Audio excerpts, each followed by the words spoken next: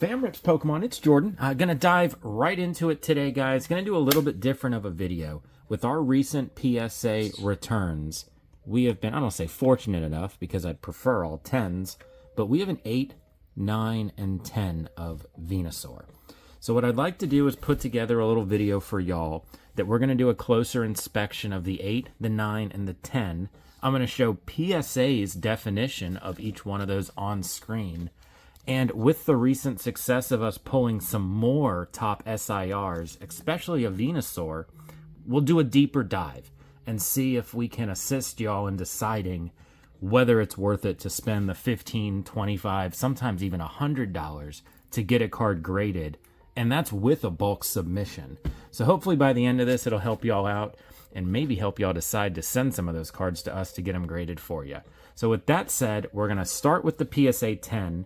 We're going to let the lovely Courtney Two Doves read that PSA definition with a picture from their website, and we will then inspect that PSA 10 at a closer level, move on to the 9 and 8, and so on. So buckle up, should be fun. Won't take too much of your time, and we will get to the bottom of this, so hopefully we're all a little more educated. PSA 10. A PSA 10 card is a virtually perfect card. Attributes include 4 perfectly sharp corners, sharp focus, and full original gloss. A PSA 10 card must be free of staining of any kind, but an allowance may be made for a slight printing imperfection if it doesn't impair the overall appeal of the card. The image must be centered on the card within a tolerance not to exceed approximately 55-45 to 60-40% on the front and 75-25% on the reverse. Okay, and with that said, let's take a closer look at the actual PSA 10 card itself here. Now, I don't know about y'all, one of the things that did jump out at me when reading that description, or it was brought to our attention, was that there is a slight variance allowed on the front, 45-55 to 40-60 off-centering. May seem a little weird for a perfect card, but when you really start thinking about it, 1 inch broken down to a 45-55 split, I mean, we're talking tenths of an inch. So it does kind of fit the description where they say if it doesn't take away from the initial look of the card, in my opinion, that says, man, that's a 10. They do allow slight off-centering. Now, I really don't agree with up to 25-75 on the back, but won't argue. And also, as taking a closer look, there is some slight whiting on these corners. So again, there is some slight variance allowed for a PSA 10, which is why I think, again, more people choose PSA, because I know with Beckett, it's much harder to get that coveted, like prized, perfect 10. But with that said, I'm going to roll into the PSA 9, and what I am excited about is these two were graded in the same submission. As you can see, they're 1 digit apart. So I would assume it's graded by the same person. So we're going to be able to really see a difference here. But before we do that, let's go ahead and get PSA's description on what a PSA 9 is. PSA 9. A PSA 9 is a superb condition card that exhibits only one of the following minor flaws: a very slight wax stain on reverse, a minor printing imperfection or slightly off-white borders. Centering must be approximately 60-40 to 65-35 or better on the front, and 90-10 or better on reverse. Okay, with that explained, let's take a closer look at the PSA 9. Now with the explanation there, other than the one thing that jumps off is there is more of an allowance on centering that would award it a 9. I guess the easiest way to explain it, in my opinion, is like the card's got like that little beauty mark, the little freckle, that it's not perfect, but it's not like, whoa, that card's trash.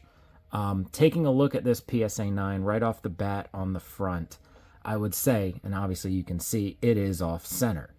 Enough so that when you compare it to the 10 looks perfect.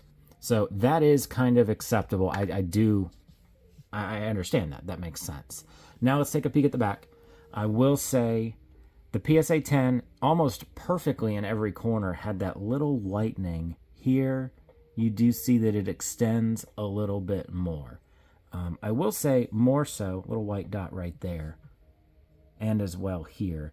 What I will say is this has kind of made the PSA 10 and why they accept those slight blemishes, why they accept it, because the PSA 9, it is more blatantly noticeable to the naked eye. The one thing that is going to really kind of confuse me here is what gets a PSA 8. It is the only card of all of our Scarlet and Violet eras that we've sent in, pack fresh, that got an 8. So let's kick it over to Courtney one last time. She's going to read off what the PSA 8 is from PSA's website, and we'll come back and inspect that last final card. PSA 8.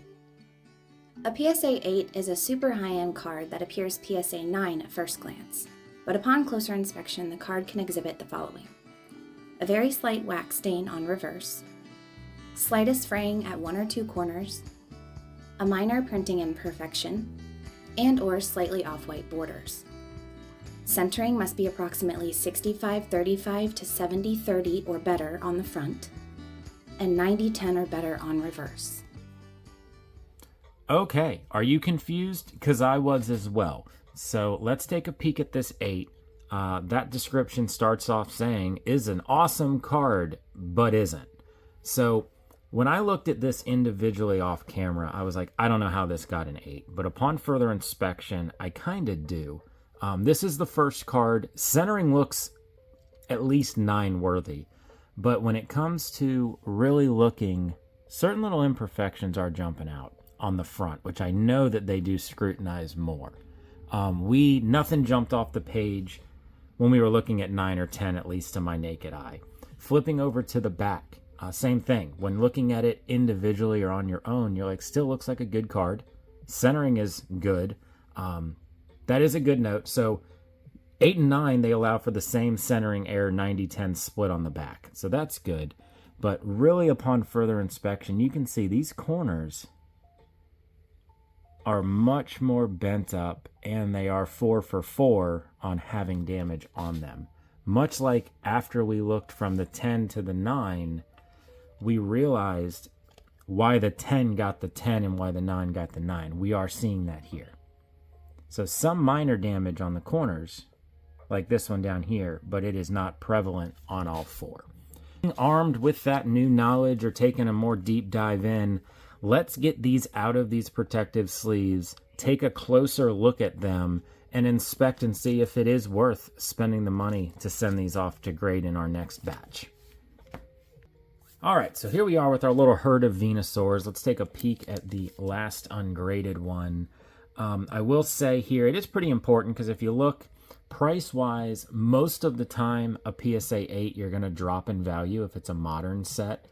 9, even if you show it's a little off-center, I still like getting those graded, the higher-end ones, mostly because it just protects it. I mean, that looks solid, PSA 9.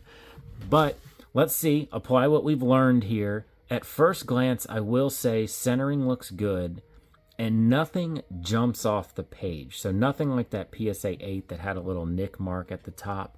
So front-wise, I think we're good. Going to the back, this is where a 10 would require a 25-75 split. I think we're looking good there.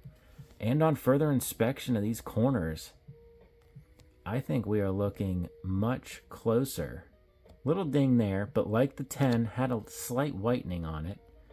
But I am safe to say this will probably receive a 10, possibly a 9. Up next is the Blasty Boy, so let's take a peek at him. Okay, y'all, moving on to Blastoise. I did go on and bring out the Teenage Mutant Ninja Turtles of the Blasty Boys of 151 here. We are lucky enough to have 2 10s and a 9. At first glance, I think our old PSA 9 to the left there is going to be getting a little bit of a friend here. We are off left to right. It is noticeable, so I would pretty much scratch PSA 10 right out. But as for the surface, I think we're looking good. Those eyes are so sick. Flipping over to the back, we're not seeing anything jumping out that would make it an 8. So I will pop up the prices right here. As you can see, PSA 8 is really kind of you're going to lose some money there, but you are protected if you were to invest in that. 9 and 10, I still would highly recommend either way sending this off. just again, it's a Blastoise. It's a big 3. It's not really going to go plummeting in value. So with that said, of course, we're going to get at all of our Zardy boys, and we are going to take a peek at that last Charizard and call this video a wrap.